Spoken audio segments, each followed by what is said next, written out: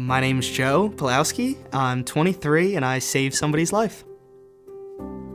Basically how I found out about the bone marrow was, it was after a Friday practice.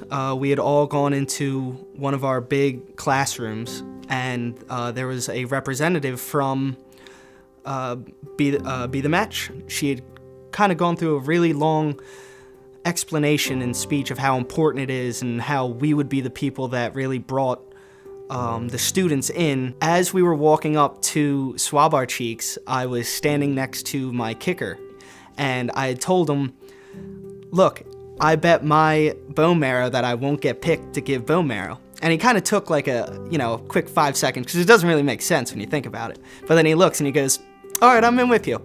It got like a good 4 or 5 of us, and we were just like, okay, if if we're doing it, we're doing it. If we get picked, that's it. And I got picked. They didn't really tell me that much about the recipient. They told me he was an American, he was 52 years old at the time, and he was male.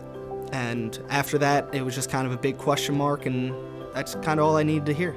Hi, my name is Roger Oliver, and when I was 52 years old, I was diagnosed with acute myeloid leukemia. I've thought a lot about my donor, and when they first told me they were going to release his information, or actually before that, what they only thing they could tell me is that my donor was 21 years old. I think he was 21. And of course I was really happy because I thought, wow, I'm getting some bone marrow from a 21-year-old. I'm going to swim fast. I'm going to be able to swim fast.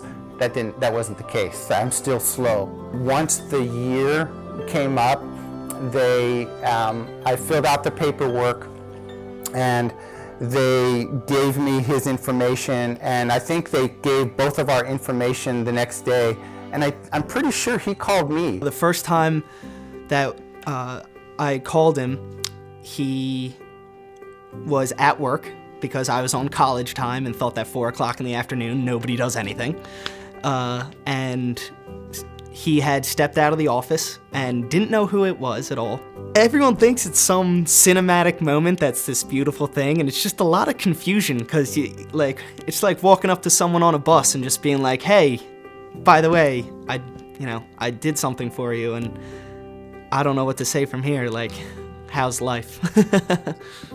I think I'm just as ready to meet him as he is to meet me, and I think some part of me believes that we should meet. I'm very excited to meet Joe. I owe him such a debt of gratitude for what he did. I probably will get emotional, but I'm going to try not to. I'm going to try to be stoic, even though it goes against my nature. But I'm very excited to meet Joe, and I'm very grateful for everything that he's done for me. I don't think I'll say much to him, honestly. I really want to listen. I mean, everyone would love for me to talk about this, my process and what I did. And to be honest with you, all I did was show up to a doctor's every now and again, give some blood, and woke up with a little bit of a backache. He had months, maybe even years of this process of pain and kind of holding on to something that might happen, and I think that's something I want to listen to rather than, what I did. Some of the lessons I learned and what I kind of took away from this experience is just